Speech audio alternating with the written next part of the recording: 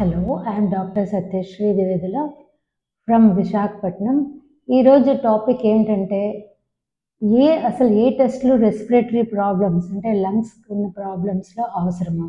ఈ మధ్యకాలంలో ఇది చాలా ఎక్కువైంది. అంటే ఫ్రీ టెస్ట్లని అడ్వర్టైజ్మెంట్ చేయడం, పేషెంట్స్ అందరూ వెళ్ళిపోయి అన్ని టెస్టులు చేయించుకోవడం, తర్వాత విపరీతమైన గాబరా పడిపోవడం. యాజ్ ఫార్ యాజ్ ఊపిరితిత్తుల గురించి మాట్లాడాలంటే అసలు ఎక్కువ ఖర్చు లేని పని. మోస్ట్ ఇంపార్టెంట్ అంటే మంచి డాక్టరు ముందు క్లినికల్గా చూస్తారు, క్వశ్చన్స్ అడుగుతారు, తర్వాత ఒక డయాగ్నోసిస్కి వస్తారన్నమాట. దాని ప్రకారం మోస్ట్ ఆఫ్ ద కేసెస్లో మనకి ఏమిటి అవసరం అంటే సిబిసి అంటే కంప్లీట్ బ్లడ్ పిక్చర్.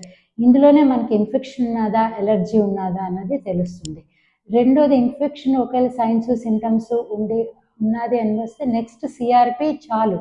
సిఆర్పిలో ఎంత స్టాటస్ ఎక్కువగా ఉన్నది అన్నది మనకి తెలుస్తుంది.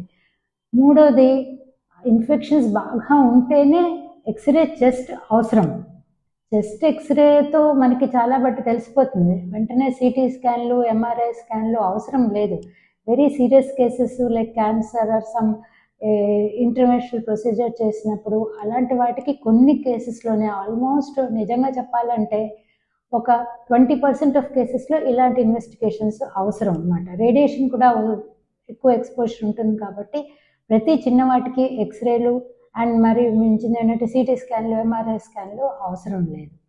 నాది ఫోర్త్ థింగ్ ఏంటంటే ఒకవేళ ఆస్మా ఉన్నది, చిన్నప్పటి నుంచి ఉన్నది అంటే పల్మరీ ఫంక్షన్ టెస్ట్, ఊపిరితిత్తులు ఎలా పనిచేస్తున్నాయి, సిగరెట్లు తాగే వాళ్ళని ఊపిరితిత్తులు బాగున్నాయా లేదా, ఎంత పోర్షన్ వర్క్ చేస్తున్నది అన్నది తెలుసుకుంటే చాలు. దీన్ని బట్టి మందులు ఇవ్వచ్చు.